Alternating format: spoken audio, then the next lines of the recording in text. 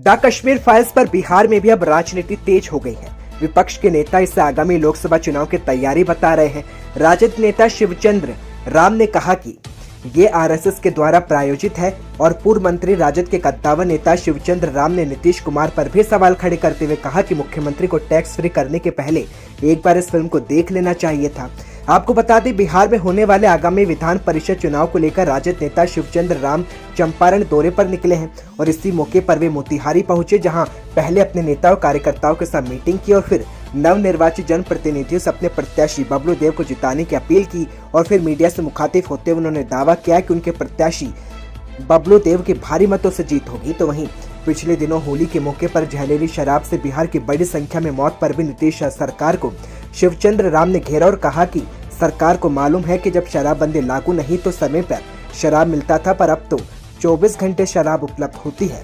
खबर बेतिया से है, जहां पुलिस हिरासत में मृत युवक के घर पहुंचे जाप नेता पप्पू यादव। बता दें, कथित तौर पर पुलिस हिरासत में मृत युवक के परिजनों से सुनी आपबीती को लेकर मृत युवक के परिजनों को 20,000 रुपए और उनकी बेटी की शादी में 2 लाख रुपए की मदद देने की बात कही। मृत हवलदार के परिजनों को भी 50,000 रुपए देने की घोषणा की। पप्पू यादव आगजनी के शिकार हुए थाने में भी पहुंचकर पुलिस वालों से मिले और थानेदार से आग्रह करते हुए पप्पू यादव ने कहा कि गाँव वालों पर पुलिस अब नहीं जुल्म करे, लोगों पर जुल्म करना ठीक नहीं। गांव में रात के 2 बजे महिलाओं और लोगों की पुलिस के द्वारा पिटाई करने पर कहा कि बदले की भावना से पुलिस काम नहीं करे और कहा कि अगर हमारे 10 सैनिक मर जाए तो क्या परमाणु बम फोड़ देंगे। हमारी पुलिस ऐसी नहीं। सरकार पर बरसते हुए कहा कि बलात्कारी को Z+ सुरक्षा और औरतों को नंगा कर पीटा जाता है और पुलवामा के शहीदों की पत्नी के मायके में पुलिस रात को आकर उसकी पिटाई करती है और उसके घर में 50,000 रुपए लूट लेती है। इस पूरे मामले की न्यायिक जांच होनी चाहिए। रहेंगे 5 बार और देश के नरेंद्र मोदी जी से बेटी पढ़ाओ बेटी बचाओ। एक तरफ कोई महिलाएं नहीं है जिसको नंगा करके पीटा ना गया।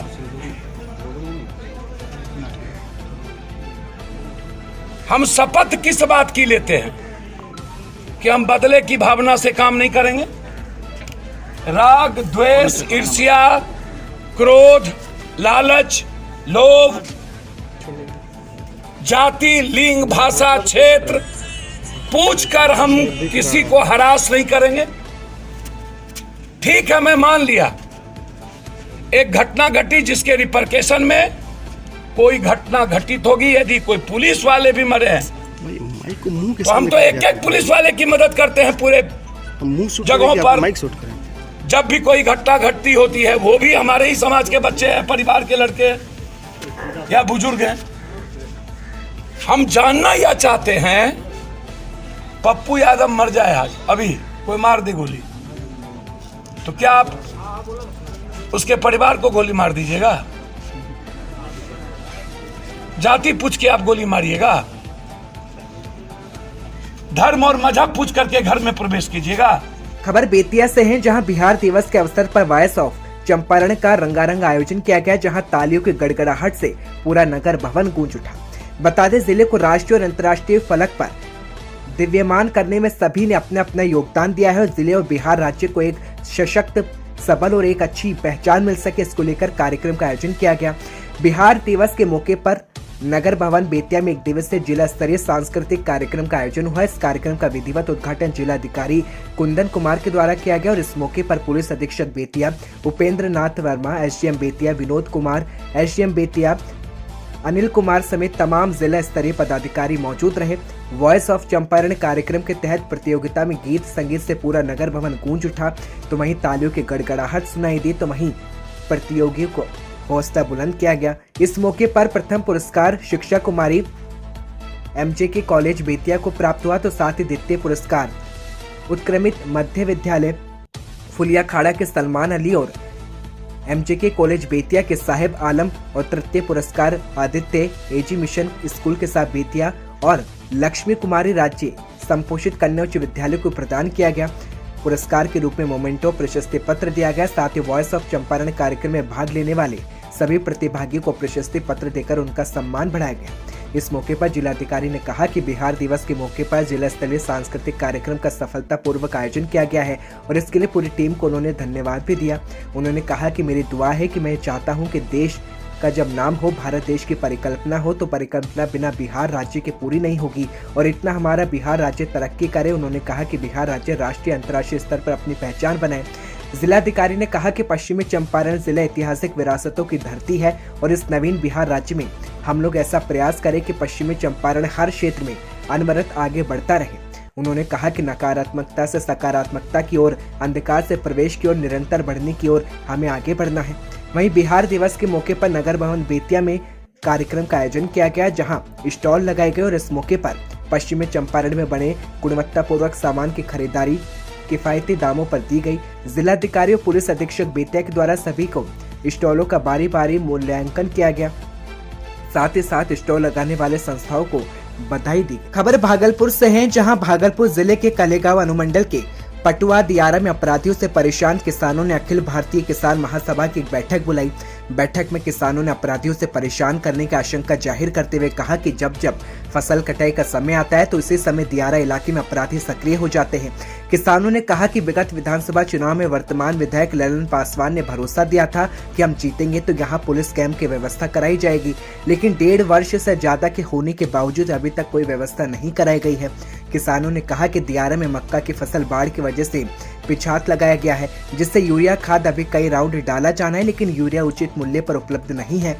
दियारा में स्थापित प्राथमिक विद्यालय टपुआ पार रानी दियारा स्कूल के बारे में बताया जा रहा है कि ये एकमात्र स्कूल है जहां बच्चे पढ़ते हैं, लेकिन स्कूल अधिकांश बंद ही रहता है, जबकि स्कूल में 5 शिक्षक पद स्थापित है।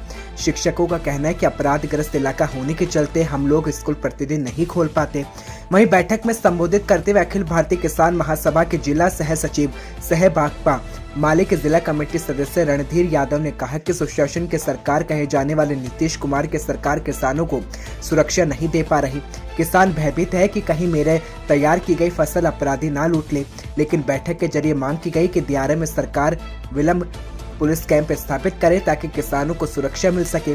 उन्होंने कहा कि केंद्र की मोदी सरकार ने 2022 में किसानों की आय दोगुनी करने की बात कही थी, लेकिन किसानों को उचित मूल्य पर यूरिया खाद उपलब्ध नहीं हो रहा। तो वहीं प्राथमिक विद्यालय टपुआ पार रानी दियारा स्कूल पर सवाल उठाते हुए कहा कि सुरक्षा के अभाव में जब शिक्षक विद्यालय नहीं खोलेंगे तो स्कूल को मिलने वाली मिड डे मील के राशि और अनाज का क्या होता है। शिक्षा विभाग इसका जवाब दे और समय से प्रतिदिन विद्यालय खोलने की गारंटी करे, नहीं तो अखिल भारतीय किसान महासभा धारदार आंदोलन करे। मोतिहारी से इस वक्त खबर सामने आई है, जहां नवनिर्मित शौचालय की टंकी में गिरने से मौके पर 2 लोगों की मौत हो गई, जबकि 2 की हालत गंभीर है, जिन्हें मोतिहारी के सदर अस्पताल में भर्ती कराया गया है। बताया जा रहा है कि दोनों की हालत स्थिति नाजुक बताई जा रही है। वहीं मामला जिले के मधुबन थाना क्षेत्र के गांधी चौक के समीप का है, जहां नए भवन में शौचालय की टंकी का निर्माण किया गया था। तो वहीं 2 मजदूर उसे टंकी का सेटिंग खोलने के लिए अंदर टंकी में घुसे थे। वहीं अंदर घुसते दोनों का दम घुटने लगा, जिसके बाद स्थिति देख स्थानीय 2 युवक भी बचाने के लिए अंदर घुसे, पर जो 2 लोग पहले से घुसे तो उन मजदूरों को निकालने का प्रयास कर रहे थे और इन्हीं दोनों की मौके पर मौत हो गई, जबकि 2 मजदूर जो पहले घुसे थे उन्हें जीवित निकाल लिया गया। तो वहीं स्थानीय लोगों और पुलिस के सहयोग से दोनों को मोतिहारी सदर अस्पताल में भर्ती कराया गया है, जहां इलाज जारी है। डॉक्टर की माने तो दोनों की स्थिति काफी नाजुक है और अभी फिलहाल कभी भी रेफर किया जा सकता है। वहीं मरने वालों में मासूम और शिवम कुमार है। तो वहीं जिन 2 मजदूरों का इलाज चल रहा है उसमें राजू कुमार और धीरज कुमार शामिल है। ये दोनों चकिया के शीतलपुर गाँव के रहने वाले हैं। दोनों का उम्र 35 वर्ष के आसपास का है। दोनों काम करते हुए में गिर गया है नीचे। दोनों अचेता अवस्था में है और बहुत ही बेचैन के गिरने के कारण गंभीर चोट लगी है। चोट सर में, छाती में, पेट में जो महत्वपूर्ण और अंग होते हैं उसमें लगने की संभावना है। तो जाने लायक स्थिति में उसको एम्बुलेंस करके उसको बाहर भेजा जाएगा। जी, मधुबन जो है, मधुबन थाना क्षेत्र के गांधी चौक है। एक नया बिल्डिंग वहाँ पर बन रहा था, जिसमें नया वहाँ पर शौचालय था। उसमें सेंटिंग खोलने के दरमियान उसमें एक मजदूर है कि घर वाले हैं, ये मुझे मालूम नहीं है। हम तो वहाँ के स्थानीय पत्रकार हैं। जो हमको सूचना मिला, जब वहाँ पर जाने के बाद में यही देखा गया कि सुना गया कि एक पहले वहाँ पर समा था, एक के बाद में एक दूसरा गया, दूसरा के बाद में तीसरा भी गया और चौथा भी गया, चारों के चारों उसी में रह गया।